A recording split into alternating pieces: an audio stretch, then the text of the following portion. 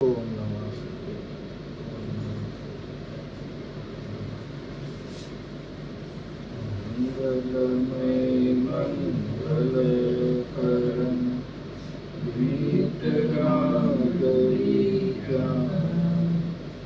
नमो नाय जाते हरणंतादिमा हरिमंगलकरियो ग्रंथ परलकोका जाते मिले समाज सभावे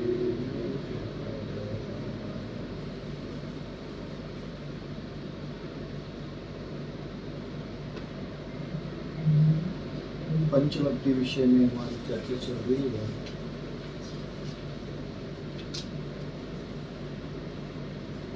पेज नंबर 155 से एक बार रीडिंग करते हैं। 155 से चारों ही अनुयोगों वाली बात है, वहां से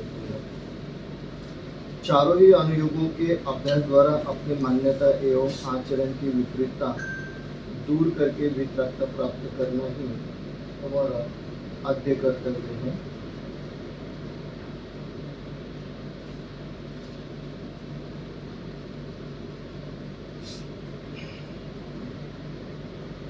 देव मुनि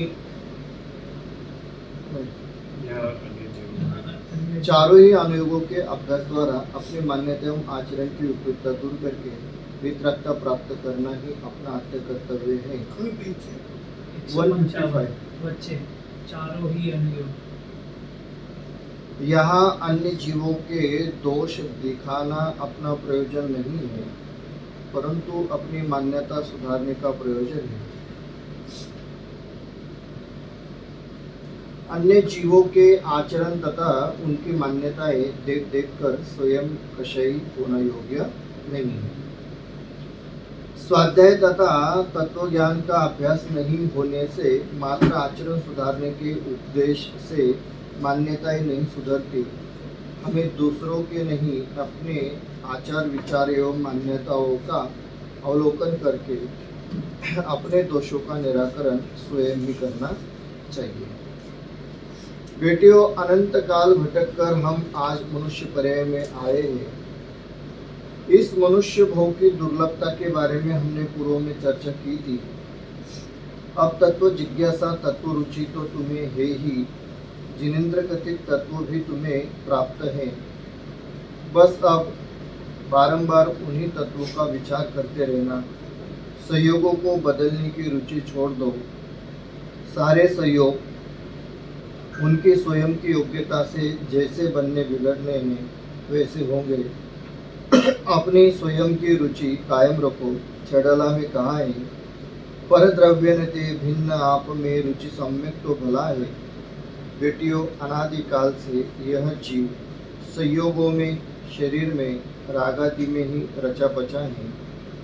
यह जीव कहता है कि भेद ज्ञान तो करना है, परंतु पहले धन तो कमा लूँ, विदेश यात्रा कर लूँ, बाल बच्चों को पढ़ाऊँ लिखाओ, उनकी शादी ब्याह रचाओ। मुझे बताओ, स्वयं को संयोगों से भिन्न जानना है, शरीर से भिन्न जानना है, रागादि से भिन्न पहचानना है, तो कौन से संयोग हो तो भेद ज्ञान होगा। अमेरिका के या भारत के झुंपड़ी से भेद ज्ञान आसान होगा कि राजमहल से। काला शरीर हो तो भेद ज्ञान होगा कि गोरा शरीर। काले बालों से भेद ज्ञान करना आसान है या सफेद बालों से। कौन से राग से अपने को भिन्न पहचानना है। अशुभ से तो यह जीव अपने को भिन्न कहता है, परंतु देखो मुझे कैसा उच्च जाति का शुभ भाव आता है कहकर संतुष्ट हो जाता है। उसके कारण स्वयं को महान मानता है। ये चर्चा हुई थी हमारी। बेटियों, यह तत्व ज्ञान मात्र सुनने या पढ़ने की चीज नहीं है, उसे आत्मसात करने की चीज है, अंतर्मुख पुरुषार्थ करने की चीज है। आत्मख्याति ग्रंथ में आचार्य अमृतचंद्र लिखते हैं, अलम अलम अति विस्तरेण बहुविकल्पेन। तो क्या हमें लगता है कि अब बहुत पढ़ा, कब अंदर में समा जाऊं? अरे छोटा बच्चा भी माँ यदि उसे खाना खिला रही हो तो उसे मना करके अपने हाथ से खाने की कोशिश करता है। छोटे छोटे बच्चे टीवी पर क्रिकेट मैच देखकर स्वयं बैट लेकर बॉल मारने की एक्शन करते हैं। हमारी रुचि का कार्य हो तो सामने वाला समझाने लगे तो उसे रोककर मैं समझ गया कहकर स्वयं वैसा करना प्रारंभ करता है। परंतु अध्यात्म शास्त्र के बारे में तो कोई समझाएगा तो मात्र सुनते रहते हैं और अन्य कार्य करने में लग जाते हैं। क्या हुआ है हमें? लौकिक बातों में तो हम बहुत होशियार हैं। तुम रसोई में तवा गरम करती हो तो क्या चूल्हा गैस बंद करके अन्य कार्य करने लग जाती हो और वापस आकर ठंडे तवे पर रोटी सेकती हो? बच्चा भी समझता है कि गरम तवे पर रोटी सेकी जा सकती है। मराठी में कहावत है, तवा गरम है तब तक रोटी सेक लो। उसी तरह शास्त्र पढ़ते या सुनते समय आत्मा में विशुद्धि बढ़ जाए, अध्यात्म का रस पैदा हो तो तभी शास्त्र का भी लक्ष्य छोड़कर अंतर्मुख परिणाम होंगे तो सम्यक रूपी कार्य होगा। लोग कहते भी है कि जब तक शास्त्र सुनते हैं तब तक परिणाम अच्छे रहते हैं। देखिए संबोधनात्मक है क्योंकि अभी ये पंचलब्धि का प्रकरण पूरा हो रहा है और इसमें भी बहुत हमने पढ़ा, सुना, समझा, एक एक बातों को समझने का प्रयास किया।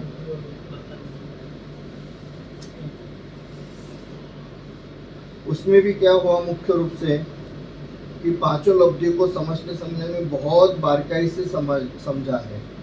एक एक विषय को समझा तो अब क्या हम लोग समझते ही रहे या उससे आगे भी बढ़कर के कुछ विचार करें, इसके लिए यह प्रेरणा है। कह रहे हैं कि यह तत्वज्ञान मात्र सुनने या पढ़ने की चीज नहीं है। इसे हम इस तत्व ज्ञान को मात्र पढ़ने या सुनने की चीज तक नहीं रखना चाहिए।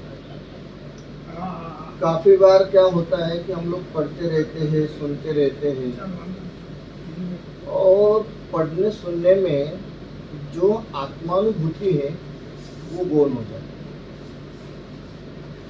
है। मूल उद्देश्य हमारे जीवन का आत्मानुभूति और तत्व प्रचार, जो हम लोग गुरुदेव श्री के माध्यम से स्वाध्याय कार्य कर रहे हैं, उसमें हमारा मूल उद्देश्य ये है कि आत्मानुभूति और तत्व विचार।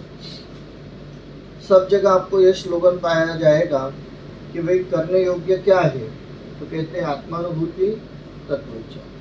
तो पहले कुछ करना है तो आत्मानुभूति करें और फिर कुछ करना है तो तत्व प्रचार करें।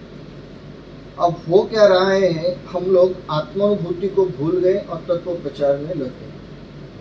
तत्व प्रचार से तात्पर्य है खुद पढ़ते हैं, विचारते हैं, शब्दात्मक रूप से ही उसका चिंतन मनन करते हैं।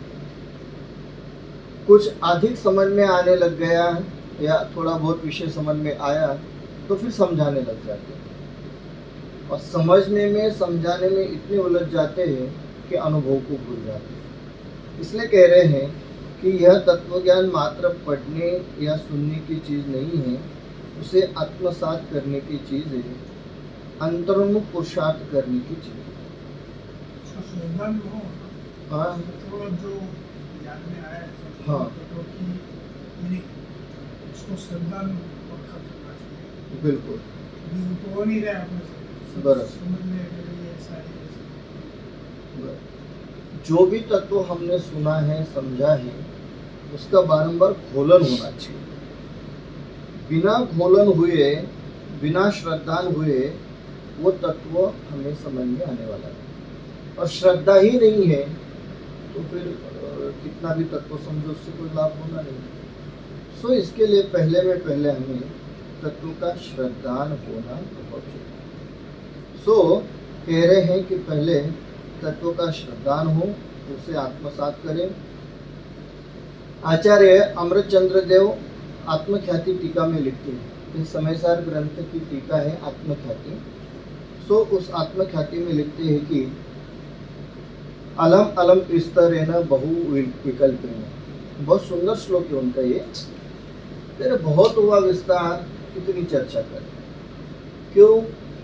क्योंकि कितनी भी चर्चा क्यों ना करे, अंततः वो चर्चा ही है।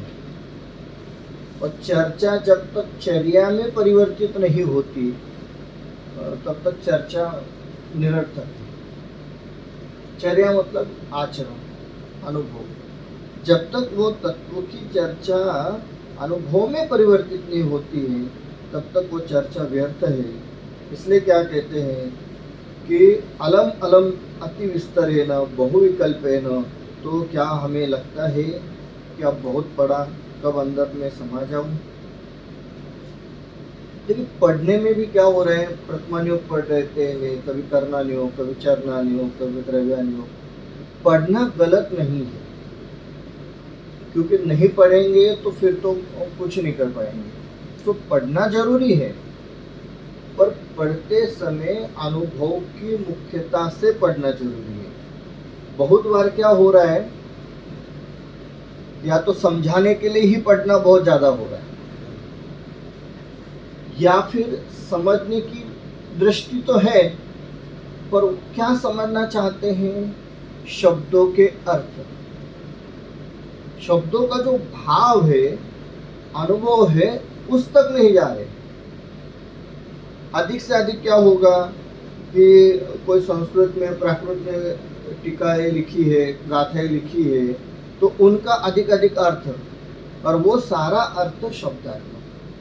तो शब्दात्मक अर्थ समझने में ही हमारा समय निकल रहा है। इसलिए प्रश्न हो रहा है कि क्या कभी हमें ऐसा विकल्प आता है कि अब मैं अंदर में समा जाऊं, इसे समझ लो। कहते ऐसा तो अभी कोई विकल्प नहीं चल रहा है। लोक व्यवहार के उदाहरण दे रहे हैं। लोक व्यवहार में हम बड़े ही होशियार हैं, समझदार हैं। लोक व्यवहार में क्या होता है, यदि कोई कार्य हमें करना है तो हम लोग उसके बारे में देखते हैं, जानते हैं, समझते हैं और फिर वैसा करने लग जाते हैं। जैसे उदाहरण में यहाँ दे रहे हैं कि भाई कोई छोटा सा बालक है और वो टीवी पर क्रिकेट का मैच देख रहा है, तो उसे देख देख करके वो देखता है, समझता है और फिर बैट लेकर के वैसे ही खेलना प्रारंभ करता है। क्या हमारे साथ ऐसा हो रहा है कि हम तत्वों को सुन रहे, समझ रहे, तत्वज्ञानियों को देख रहे हैं और फिर तत्वज्ञानी बनने का प्रयास कर रहे हैं? बहुत मुश्किल है। हम यदि गहराई से विचार करें ना, एक प्रकार से हमारा ये रूटीन हो गया है। कैसे? जैसे बाकी लोगों का रूटीन होता है ना, सवेरे उठो, मॉर्निंग वॉक के लिए जाना है, नहाना धोना है, फिर नाश्ता करना है, तो वो एक उनका अपना अपना रूटीन होता है। ऐसे हमारा भी एक रूटीन हो गया है कि भाई सवेरे उठो, फिर एक कोई प्रवचन सुनो, फिर उसके बाद नहा धोकर के तैयार होकर के मंदिर आओ, पूजा पाठ करो, फिर एक प्रवचन सुनो या कुछ पढ़ो और फिर घर चलो, या फिर कोई दोपहर में पढ़ लो, शाम को पढ़ लो। तो एक प्रकार से हमारा ये रूटीन बनते जा रहा है। परंतु जब हम लोग इतना समय इसमें देते हैं तो कभी विचार नहीं करते हैं कि मुझे समझ में क्या आ रहा है, या आज जो हमने स्वाध्याय किया इसका हम अपने जीवन में कहाँ प्रयोग करें, इस और हमारा विचार ही नहीं जा रहा है। इसलिए कह रहे मात्र पढ़ना लिखना हो रहा है। और तो और कहे ना, लॉकडाउन के पहले तो पढ़ने तक काम था, अब तो पढ़ना भी छूट गया, मात्र सुनना है। और सुनना इतना लाभदायक नहीं, सुनना लाभदायक नहीं है, पढ़ना लाभदायक।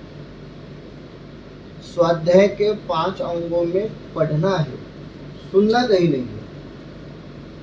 पढ़ना है, पूछना है, फिर अनुप्रेक्षा है, फिर अन्याय है, फिर धर्मोपदेश है, सुनने वाली बात कहीं नहीं है। क्यों नहीं है? क्योंकि सुनने में वो बात वैसी की वैसी ही सुनने में आएगी, इसकी कोई गारंटी नहीं। और सुनाने वाला सेम टू सेम सुनाएगा, ऐसा भी नहीं होता। क्यों नहीं होता है? क्योंकि हर व्यक्ति के बोलने की पद्धति अलग होती है, उसकी भाषा शैली अलग होती है। तो जो लिखा है वो अपनी भाषा शैली में वो समझाता है, तो अर्थ का अनर्थ भी हो सकता है। या सुनने में हम लोग कुछ भूल गए या कुछ मिस हो गया, तो हम अन्य अर्थ को भी ग्रहण कर सकते हैं। इसलिए सुनना मुख्यतः है। देशनल अवधि में तो नेशनल अवधि में तो जो यूट्यूब में अभी जैसे जो भी प्रवचन रिकॉर्डेड है, समझा वो सुनते हैं तो वो तो समझो एक ही मैं सुनूंगा, इन्होंने सुना, जब भी सुना वो तो प्रवचन वैसे का वैसा ही रहेगा। जैसे कोई संगीत भी होता है फॉलो करता है, कोई नारी गीता फॉलो करता है, तो वो सुनते हैं तो वो तो मतलब बराबर ही होता है। आपने मतलब भले ठीक है वो ग्रंथ के हिसाब से वो लोग लाइन टू लाइन लेते हैं संगीत की, तो कभी ग्रंथ लेके बैठते हो तो फर्क पड़ता भी है थोड़ा, लेकिन फिर मुझे समझाते वगैरह तो सेम ही रहने वाला है। तो उसमें फिर अंडरस्टैंडिंग मिसअंडरस्टैंडिंग ऐसा इशू नहीं रहता है ना। ये तो क्या है, जब लाइव है हम आपको सुन रहे हैं, कल और कोई पंडित जी आए उनसे हम कुछ सुन रहे हैं सेम टॉपिक पे, तो आप आपके हिसाब से समझाओगे, वो उनके हिसाब से समझाओगे, वो डिफरेंस आ जाता है। लेकिन इसमें तो होता नहीं है। जी बोलते हैं। पुस्तक लेके समझो, जैसे अगर पुस्तक लेके बैठे हैं और सामने सुन रहे तो उसमें क्या हो, वो भी नहीं। जी, एक दो प्रश्न है, एक देशनल अवधि वाला और एक वर्तमान में सुनने वाला।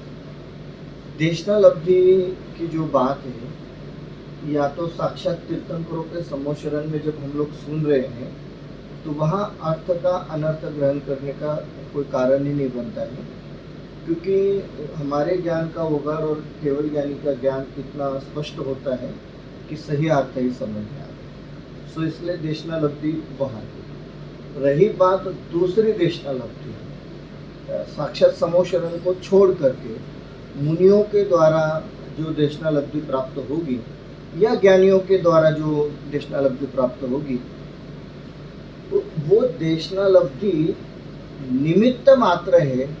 देशनल अवधि में आप यदि विशेष विचार करेंगे तो ये बात हमें पकड़ में आती है कि पूर्व भाव में जो कुछ हमने ग्रहण किया था, पढ़ करके, सुन करके या अन्य माध्यम से जो स्वाध्याय आदि किया और तत्वों का चिंतन मनन किया था, वो तत्व चिंतन मनन प्रत्यक्ष में प्राप्त देशनल अवधि से रिकलेक्ट होकर के देशनल अवधि की प्राप्ति होती है। और वहाँ देशनल अवधि जब हो रही है, कोई देशना हमें दे रहा है, तो वहाँ भावों की इतनी उत्कृष्टता रहती है कि वो बातों को सुन करके तद्रूप परिणमन हो जाता है। तो इसलिए वो विषय अलग होता है। अब रही बात वर्तमान की, वर्तमान में जैसा भरत भाई ने कहा कि भाई हम लोग या शीतल भाई ने कहा कि हम लोग शास्त्र लेकर के बैठ रहे हैं, और कोई जो लाइन टू लाइन प्रवचन चल रहा है या कोई भी चल रहा है, शास्त्र लेकर के बैठे और हम लोग सुन रहे हैं, तो फिर कोई समस्या नहीं है। कोई समस्या नहीं। क्यों नहीं है? क्योंकि कहने वाले जो कुछ कह रहे हैं उसका हम लोग शास्त्र से मिलान करते जा रहे हैं। तो फिर वो पढ़ना हुआ, सुनना नहीं हुआ। सुनने में क्या हो रहा है कि हम लोग कान में ईयरफोन लगा रहे हैं और बस मॉर्निंग वॉक करते जा रहे हैं और सुनते जा रहे हैं, या हम लोग गाड़ी चला रहे सुनते जा रहे हैं। देखिए, उसका मना नहीं कर रहे हम लोग, मना ही नहीं है, पर उसी का नाम स्वाध्याय नहीं है। बहुत सारे टाइम क्या हो रहा है कि इस टाइप के सुनने को हम लोग समझ रहे कि एक प्रवचन आज का हो गया, संतुष्टि हो गई, या आज हमने एक प्रवचन सुन लिया। अब उसमें क्या हो रहा है, पढ़ना भूल गए और शास्त्रों से मिलान नहीं हो रहा है, तो वो बात अंदर तक उतरती नहीं। बिल्कुल हमें सुनना है, पर कैसा सुनना है? जो कोई तत्व की बात आ रही है उसे शास्त्र लेकर के बैठे और शास्त्र से मिलान करते हुए हो सकता है कोई ऐसे विषय हो कि जो शास्त्र से मिलान वाली बात नहीं बनती है। जैसे काफ़ी बार संजय जी गोदा के भी आप प्रवचन देखेंगे तो उनमें ऐसे भी टॉपिक आते हैं जो होते शास्त्र की तत्वों की बात, बट वो जनरल होती है। तो ऐसे समय में फिर वो तात्कालिक बात को पूर्वोपार तत्वों के अनुसार मिलान कर लेना, परंतु जहाँ प्रॉपर शास्त्र की बात हो रही है तो वहाँ तो शास्त्र लेकर के हमें पढ़ना चाहिए। एक बात। दूसरी बात, पढ़ना इतना जरूरी क्यों है? जब हम पढ़ते हैं तो हमारा उपयोग अधिक स्थिर होता है, एकाग्रता रहती है उसमें। और पढ़ते समय क्या होता है, वो शब्द और उसका अर्थ दोनों को ग्रहण करने का भाव होता है, सूक्ष्मता होती है। और पढ़ते समय पढ़ना और समझना ये दोनों भाव होने से वो अर्थ हमें याद रहता है, हम उसे भूलते नहीं। सो इसलिए पढ़ना बहुत मुख्यता है। तो देखिए जनरली हम लोग के पास हम उसको उल्टा लेते हैं। हम कहीं घूमने जा रहे हैं या कहीं ट्रैवल कर रहे हैं जहाँ शास्त्र लेकर के पढ़ने वाली सुविधा नहीं है या उस समय संभव नहीं लग रहा है। आजकल तो सारी सुविधा उपलब्ध है, हम समझते उस समय संभव नहीं लग रहा है, ऐसे समय सुनते जा रहे कोई बात नहीं। परंतु जब स्वाध्याय के लिए बैठ रहे हैं तो शास्त्र लेकर के ही बैठना चाहिए। बिल्कुल, मैं तो आगे जाकर के ये कहना चाहूँगा कि स्वयं का शास्त्र स्वयं के पास होना चाहिए। जब आप पढ़ें, अंडरलाइन करें, हाईलाइट करें, नोट डाउन करें। पहले तो पता है मतलब ये शास्त्रों के साथ साथ एक नोटबुक रखते थे, उसमें नोट डाउन करते थे और फिर नोट डाउन के वहाँ पढ़ते थे। उससे क्या होता था कि एक तो पूरा याद रहता था, अर्थ समझ में आता था, या कोई मिस हो रहा है, कोई भूल रहे हैं या कुछ अन्य अर्थ समझ में आ रहा है या लिंक नहीं हो रहा है तो दोबारा पूछ सकते थे, रिवीजन हो जाता है। अभी वो पद्धति धीरे धीरे कम हो गई है, कम क्या अभी बंद ही हो गई।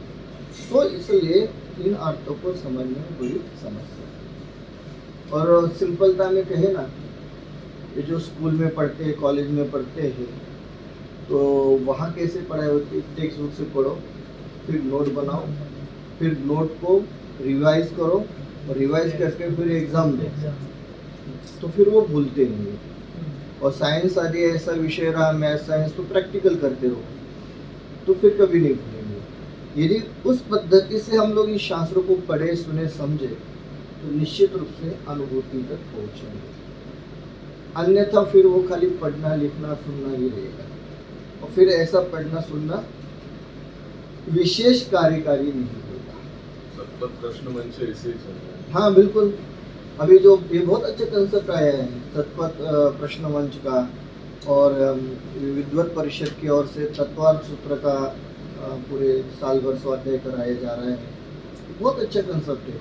इसमें क्या होता है, भले ओपन बुक टेस्ट कहेंगे हम उसको, क्वेश्चन है आपके पास, हाँ क्वेश्चन है और आप बस ढूंढते रहो पूरे बुक में, क्योंकि मूल उद्देश्य ये है कि संपूर्ण शास्त्र को पढ़ना, अद्यपान।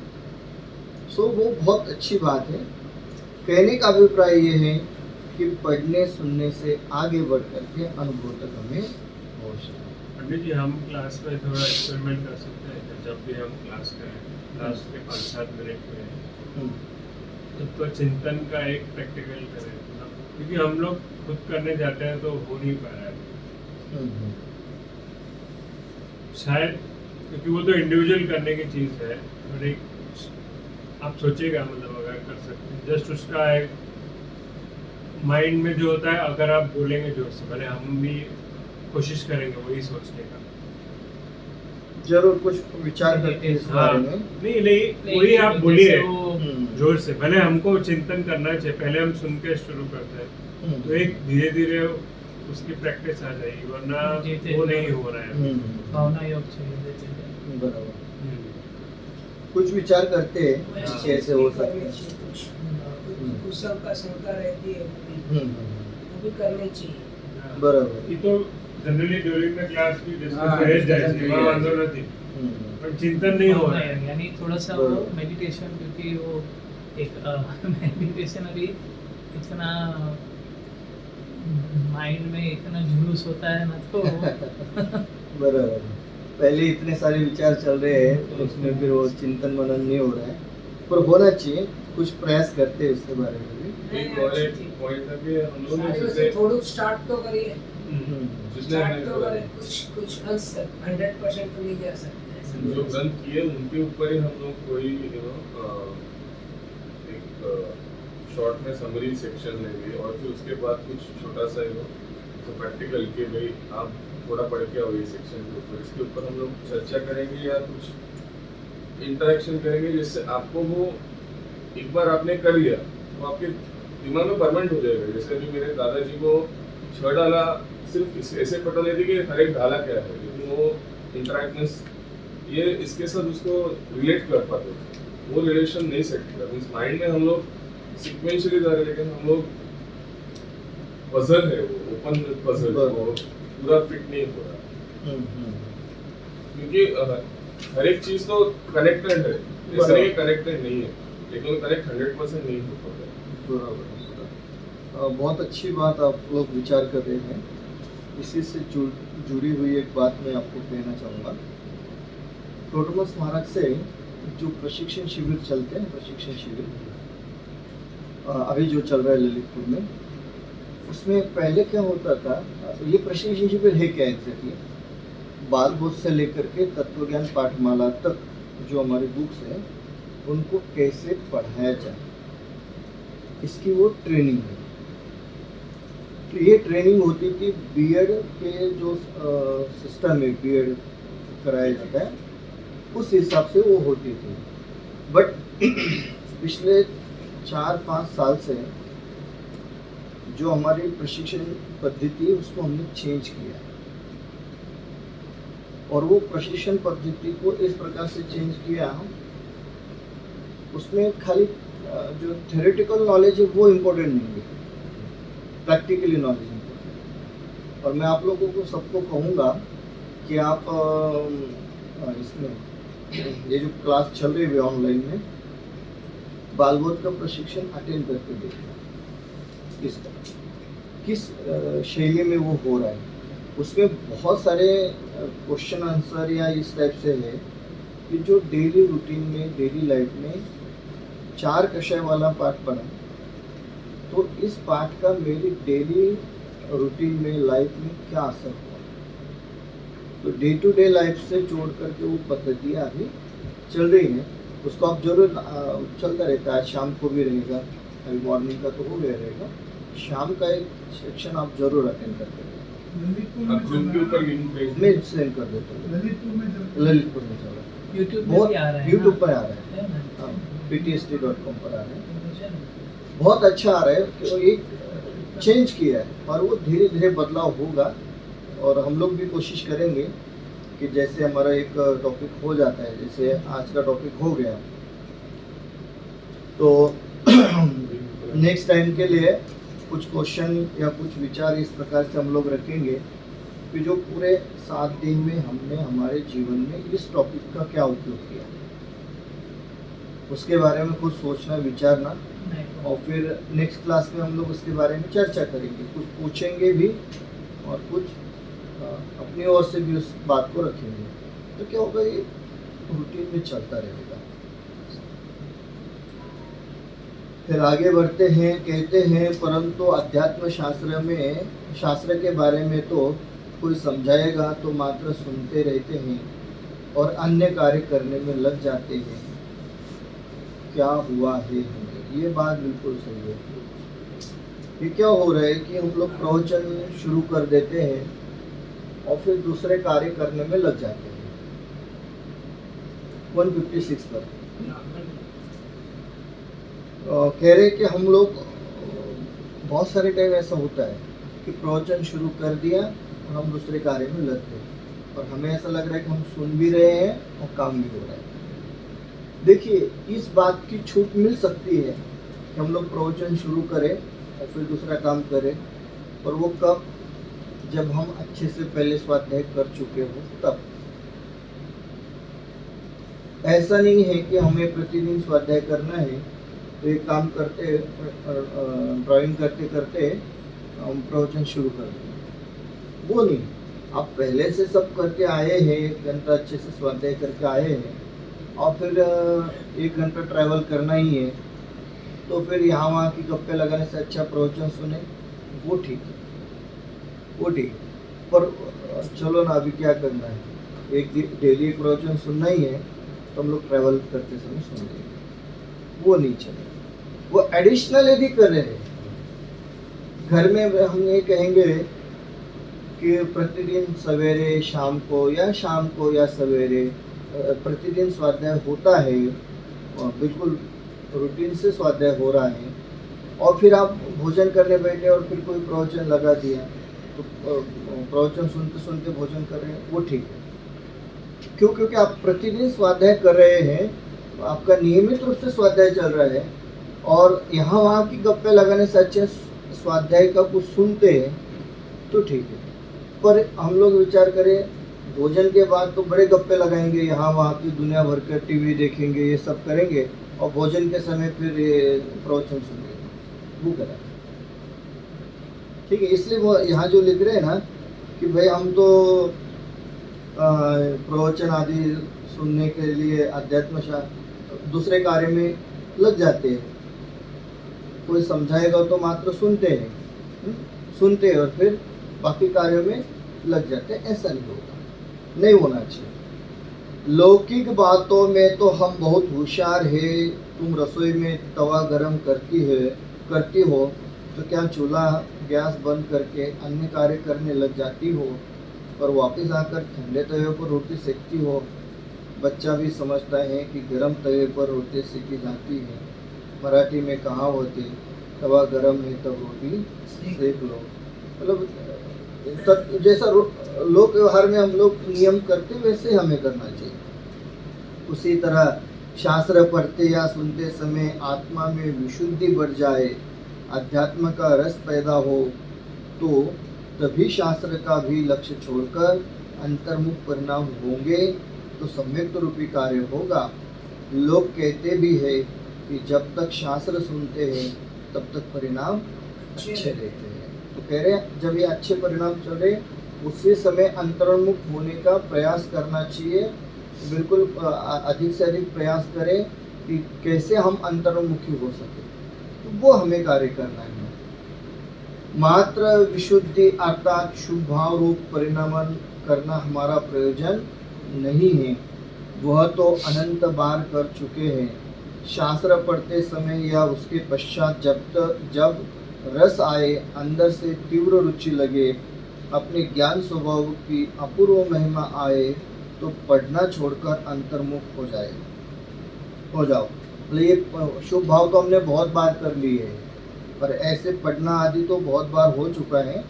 परंतु जब ये भावों में मंदता है, विशुद्धि है, तब हमें ज्ञान स्वभाव की ओर झुक जाना चाहिए। जो सोचता है कि अब कितना पढ़ूं तो सम्यक तो होगा, जब सिद्धांत सुनकर सही तत्व निर्णय करते हैं, तो अब करना धरना क्या, ना दूसरे की पर्याय पलटना है, ना स्वयं की। हम सहज ज्ञाता दृष्टा है, उसरूप रह जाना है, हम परिपूर्ण हैं, तो बस दृढ़ विश्वास के साथ आनंद में रहो। ये भी मन में प्रश्न चलता रहता है कि कितना पढ़े तो सम्यक तो होगा, और दूसरा ये भी विकल्प रहता है कि हमारा ये ग्रंथ पढ़ना रह गया, वो ग्रंथ पढ़ना रह गया, ये बातें रह गई। तो एक्चुअली ऐसा भी हमें कोई विकल्प नहीं होना चाहिए। ये भी कोई विकल्प नहीं होना चाहिए कि भाई ये पढ़ना रह गया, वो पढ़ना रह गया। ठीक है, जो पढ़ लिया वो पढ़ लिया, उसमें और क्या। सो इसलिए कहते हैं कि जो सोचता है कि अब कितना पढ़ूं तो सम्यक तो होगा, जब सिद्धांत सुनकर सही तत्व निर्णय करते हैं, तो अब करना धरना क्या। मतलब सही में विचार कर यदि तत्व सिद्धांत हमें समझ में आ गए हैं, तत्व निर्णय हो गया है, तो अब फिर अलग से कुछ करना धरना बचा ही नहीं। जो होना है सो होना है, ना दूसरे की पर्याय पलटना है ना स्वयं की, ये भी कोई कार्य करना नहीं। हम सहज ज्ञाता दृष्टा हैं, उस रूप रह जाना है, हम परिपूर्ण हैं, तो बस दृढ़ विश्वास के साथ आनंद में रहो कि वे सहजता से जीवन जीना है। कोई कहते हैं कि अब मैं कौन से विकल्प करूं तो मुझे सम्यक तो होगा। उसे कहते हैं अरे तूने तत्व निर्णय कर लिया, विकल्पों द्वारा तो निर्णय तक पहुंचना था, अब तुझे किस विकल्प की जरूरत है, अपने में ठहर जा, समा जा। ये भी विचार आता रहता है, कौन से विकल्प करूं तो आत्मानुभूति होगी, या इस विकल्प से भी बहुत परेशान रहते हैं कि हमें तो आत्मा के विकल्प ही नहीं आते। तो कहते हैं ऐसा कोई विकल्प नहीं करना, वो तो होना ही होना है। सहजता से अपने उपयोग आत्मा की ओर लगना है और आत्मा में अनुभव होना है, तो अलग से कोई विकल्प करने की आवश्यकता नहीं। दही बनाने के लिए दूध जमाती हो तो क्या उसे हिलाती रहती हो, उससे जम जाएगा। बरसात के मैले पानी में फटकड़ी डालने के बाद पानी को हिलाती रहती हो या ठहर जाने देती हो। कांच में से सूर्य किरणों को इकट्ठा करके कागज जला सकते हैं, वह कांच हिलाते रहने से जलेगा या क्षण स्थिर रखने से। इन बातों में तो तुम होशियार हो और अपने में जमना नहीं जानती। विकल्पों के जाल बुनकर उसी में उलझना चाहती हो। विकल्प तो आएंगे, परंतु पहले निश्चित तो करो कि विकल्प करते रहने से आत्मानुभव नहीं होगा। विकल्प स्वयं छूट जाएंगे और निर्विकल्प आत्मानुभूति होगी। उदाहरण दिया है और ये विकल्प वाली बात भी है। हमारे मन में भी बार बार ये विकल्प आता रहता है कि अब हम क्या करें, कैसे विकल्प करें, या कैसे आत्मानुभूति करें, या आत्मा के बारंबार विचार कैसे आते रहे। तो कह रहे हैं कि छोड़ो, ये कोई विचार लाने की आवश्यकता नहीं है, वो आएंगे, विकल्प आएंगे और फिर ये विकल्प भी चले जाएंगे। जब तक निर्विकल्प नहीं होते हैं तब तक आत्मा का अनुभव होने वाला नहीं है। और सही में विचार करें तो हमें सहज होना है, बिल्कुल सहज होना है। जो विकल्प आवे तो आवे, न आवे तो न आवे। आवे उनकी चिंता नहीं, नहीं आवे उनकी भी चिंता नहीं। तो सहज रहने का प्रयास करना चाहिए। विकल्प भी राग है। राग अपनी योग्यता से आएगा और छूटेगा। संयोग भी आते जाते रहेंगे। सबसे पहले उनसे अपनी भिन्नता जानना है। हम तो संयोगों को हटाना या छुटाना चाहते हैं।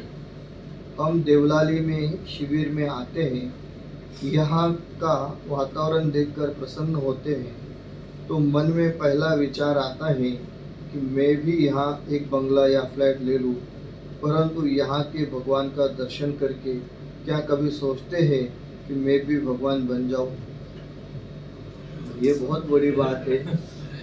जैसे वहाँ जाते हैं तो हमें यही पहला विकल्प आता है कि भाई यही रह लेते हैं। अच्छा, अगर हम लोग ये मुंबई शहर छोड़ करके वहाँ जाते हैं, क्यों? कि निर्विकल्प होने के लिए। निर्विकल्प होने के लिए भी वहाँ कोई झंझट नहीं, आराम से सुख शांति से रहेंगे। अच्छा, सुख शांति से रहने के लिए जाते हैं और फिर विचार क्या करते हैं कि यहीं पर एक बंगला ले लो। तो जो घर गृहस्थी यहाँ है वही वहाँ जाकर बसाना चाहते हैं। उसमें टाइम नहीं मिलता है। हाँ, वही बसाना चाहते हैं। तो फिर हमने पाया क्या? जबकि ये विकल्प आना चाहिए कि जैसे ये भगवान सब छोड़ छाड़ करके यहाँ बैठे हैं, तो ऐसे हम भी सब छोड़ छाड़ करके यहाँ आवे। तो छोड़ने का तो भाव नहीं रहता, जोड़ने का भाव रहता है। सो कह रहे हैं कि ऐसा विकल्प हमें नहीं रखना चाहिए। विकल्प तो राग है, अपनी योग्यता से आएगा, जाएगा, छूटेगा। सबसे पहले उनसे अपनी भिन्नता जानना चाहिए। संयोगों को ना जोड़ने का ना हटाने का भाव रखना है। दोनों भी नहीं। क्या होता है, तत्व का अभ्यास जब तक नहीं है तब तक संयोगों को जोड़ने का भाव रहता है, और तत्वों का अभ्यास होने पर संयोगों को छोड़ने का भाव रहता है। वो हमारे जोड़ने से जुड़ते नहीं और हमारे छोड़ने से छूटते नहीं। तो करे क्या, ज्ञाता दृष्टा बने। जुड़े तो ठीक, छूटे तो और ठीक, न जुड़े तो ठीक और छूटे तो ठीक। ये बहुत बड़ी समस्या है हमारे साथ। पहले पहले में तो बहुत जोड़ने का भाव रहता है, फिर तत्व ज्ञान समझने लग जाते हैं तो फिर छोड़ने का भाव आता है। तो ये छोड़ो, वो छोड़ो, वो छोड़ो, वो छोड़ो। देखिए, समयानुरूप विशुद्धि बनने पर जो छूटना है वो छूटेगा। अच्छा, छोड़ने में भी हम लोग क्या छोड़ना चाहते हैं? तत्व ज्ञान का अभ्यास होने पर, तत्व ज्ञान का अभ्यास होने पर हम लोग छोड़ने में भी, खाने पीने में क्या छोड़ना है उसकी ओर हमारा बहुत ज़्यादा ध्यान जाता है। जाना भी चाहिए, गलत नहीं है, बहुत अच्छा है। और कभी ये विकल्प आता है कि मैं व्यापार धंधे का विकल्प छोड़ूं, रुपए पैसे का विकल्प छोड़ूं। क्या कभी ये विकल्प आता है, ये विचार आता है कि मैं राग द्वेष को छोड़ूं? जब छोड़ने का विचार आता है तो पहला ये विचार आता है क्या खाना छोड़ूं, क्या पीना छोड़ूं, फिर कैसे छोड़ूं और क्या छोड़ूं। ये कभी विचार नहीं आता है कि राग द्वेष को कैसा छोड़ूं। तो छोड़ने में भी खाना पीना है, रुपया पैसा धन संपत्ति नहीं, और आगे बढ़े तो राग छोड़ने का कभी विकल्प ही नहीं आता है। छोड़ने की बात आएगी तो कहेंगे हमने ये वस्तु छोड़ी, वो देखो बाह्य परिग्रह है ना, बाह्य परिग्रह, तो सारा छोड़ना हमारा बाह्य परिग्रह पर ही आता है। अंतरंग परिग्रह की हमें कभी कल्पना ही नहीं होती है, कभी विचार ही नहीं आता है, विकल्प नहीं आता है कि छोड़ने में तो पहला अंतरंग परिग्रह छोड़ना पड़ेगा, तब जाकर के बहिरंग परिग्रह छूटेगा। भले दिखने में बहिरंग परिग्रह छूटा हुआ नजर आता है, वो कोई छूटा हुआ नहीं रहता है। पहला अंतरंग परिग्रह छूटता है तो फिर बाह्य परिग्रह छूटने में आता है। सो कह रहे हैं कि भाई ये भगवान को देख करके ये विकल्प आना चाहिए कि जैसे भगवान ने सब कुछ छोड़ दिया है सो हमें भी छोड़ना है। शास्त्र में शुद्धात्मा तथा अध्यात्म की बातें सुनकर लोग कहते हैं कि ये तो बहुत ऊंची बातें हैं, पहले शुभ भाव तो करना ही चाहिए ना। बेटियों, शुभ भाव आते जाते हैं, परंतु करना चाहिए, इसमें तो मान्यता की गलती है, विपरीत अभिप्राय है। ये बहुत बड़ी बात इसमें कह रहे हैं कि हमारे भी विचारों में ये बात आती रहती है कि पहले तो शुभ भाव करना चाहिए। इसका मतलब ये हुआ कि हम कर सकते हैं, तो हम यदि शुभ भाव कर सकते हैं तो अशुभ भाव भी कर सकते हैं, और यदि शुभ अशुभ कर सकते हैं तो शुद्ध भी कर सकते हैं। तो हम शुद्ध ही करें ना, शुभ क्यों करें? ऐसा है कि हम कुछ कर सकते हैं तो फिर अच्छा ही करें। लोक व्यवहार में भी होता है ना कि हमें कुछ करने की बात आती है तो हम अच्छा ही करने का विचार करते हैं। सो ऐसे कह रहे हैं कि भाई हम लोग बार बार ये कहते हैं कि चलो आत्मा का अनुभव तो होगा, सो होगा तब होगा, पर सबसे पहले तो हमें शुभ भाव तो कम से कम करने ही चाहिए। सो हम कर रहे हैं, वो करने से नहीं होते हैं, वो होने से होते हैं। और यदि स्वाध्याय आदि कार्य करने लगे हैं तो अपने आप ही होते हैं। तत्व विचार का भाव तो उत्कृष्ट शुभ भाव है। पंचलब्धि के प्रकरण में हमने देखा है कि तत्व विचार और तत्व निर्णय से ही अल्पकाल में सम्यक्त्व की प्राप्ति होती है। उसकी चर्चा तो हमने सविस्तर देखी है। मेरा पूरा विश्वास है कि शास्त्र का यह मर्म समझकर जिनेंद्र कथित सिद्धांतों का बारंबार अभ्यास विचार निर्णय करके तुम सम्यक्त्व प्राप्ति का पुरुषार्थ करो। उसी के द्वारा पंच परावर्तन रूप संसार का अभाव होकर मोक्ष की प्राप्ति होगी। मतलब यह विश्वास व्यक्त किया जा रहा है कि यदि हम लोग सही अर्थों में शास्त्र को समझते हैं, उनका मर्म समझते हैं, तो निश्चित रूप से सिद्धांतों का बारंबार विचार विमर्श, अभ्यास, निर्णय करके सम्यक्त्व की प्राप्ति होगी। और सम्यक्त्व की प्राप्ति होती है तो पंच प्रवर्तन रूप संसार का भी अभाव होता है, मोक्ष की प्राप्ति होती है। हमने अनादिकाल से इस जन्म मरण रूपी संसार में कितना काल गवाया है, इसका चित्रण देखना हो तो द्रव्य परावर्तन, क्षेत्र परावर्तन, काल परावर्तन, भव परावर्तन और भाव परावर्तन का स्वरूप समझना चाहिए। इस विषय की कैसेट तथा सीडी भी बन चुकी है, उसे अवश्य सुनना। मतलब ये पंच परावर्तन वाले प्रकरण को यदि हम लोग देखें तो उससे हमें पता चलेगा ये संसार में हमारा कितना काल व्यतीत हुआ है। अब अपना पंचलब्धि का विषय यहीं पर समाप्त करती हूँ। विषय गहरा है, पढ़ाते और लिखते समय मेरा ग्रंथों का अनेक बार पढ़ना हुआ। जैनेन्द्र सिद्धांत कोश, लब्धि सार, मोक्षमार्ग प्रकाशक, इनका अनेकों बार आधार लिया। तुम भी बार बार पढ़कर इसे अच्छी तरह से जान लो, इससे भविष्य में मूल ग्रंथ पढ़ते समय तुम्हें आसानी होगी। एक बात की पुनश्च याद दिलाती हूँ, इनमें से कर्मों के नाम तथा अवस्था के बारे में कुछ याद न रहे तो कोई बात नहीं, परंतु जीव और कर्म की स्वतंत्रता को कभी मत भूलना। अपनी स्वभाव की दृष्टि कभी मत छोड़ना। मोक्ष का सही उपाय करने वालों को सभी कारण स्वयं मिल जाते हैं। ये बहुत अच्छी बात है। इसमें दो बातें मुख्य हैं कि कर्म की अवस्था याद रहे या न रहे वो अलग बात है, परंतु जीव और कर्म की स्वतंत्रता को अवश्य याद रखना है, उसे अवश्य रूप से समझना है। और कहते हैं कि मोक्ष का यदि सही उपाय करते हैं तो फिर उस उपाय में सभी कारण स्वयं ही मिल जाते हैं, मिलाने नहीं पड़ते हैं, अपने आप ही सारे समवाय आते हैं और मोक्ष का कार्य हो जाता है। महावीर जयंती के दिन इस पंचलब्धि विषय पर पत्र रूप स्वाध्याय शुरू किया था। आज महावीर निर्वाण के दिन देवलाली में इसकी पूर्णता हो रही है। इस प्रकार ये पूरा पंचलब्धि का विषय हमारे यहाँ पूरा होता है। इसमें हमने भी बहुत विस्तार से 5 लब्धि वाले प्रकरण को लिया है।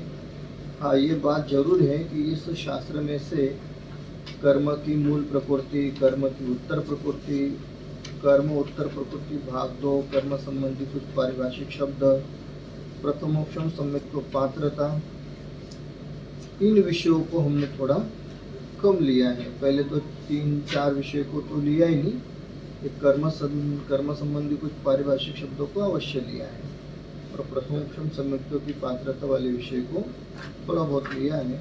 बाकी 5 लब्धि वाले विषय को हमने विस्तार से लिया है। अब इसके बाद हम लोग मोक्षमार्ग प्रकाशक ग्रंथ का जो हमारा मूल प्रकरण चल रहा है उसे लेंगे, और जब हम उसे पूरा लेंगे तो उसके बाद एक प्रथमोक्षम सम्यक्त्व की पात्रता वाला जो विषय है उसे एक बार फिर लेंगे। तो पहले मोक्षमार्ग प्रकाशक ग्रंथ से आगे बढ़ेंगे और जब हमें विकल्प आएगा उस समय हम दोबारा प्रथमोक्षम सम्यक्त्व की पात्रता वाले विषय पर अवश्य जाएंगे, जिसमें जिस विषय का अंतिम भाग ये पंचलब्धि रहेगा। तो हम उसके पहले द्रव्यानुयोग की अपेक्षा से प्रथमोक्षम सम्यक्त्व की पात्रता और मोक्षमार्ग प्रकाशक ग्रंथ से करेंगे और फिर इस शास्त्र से एक बार विचार करते हुए फिर आगे हम लोग स्वाध्याय में बढ़ते हैं। आज यहीं पर विराम लेते हैं। शेष चर्चा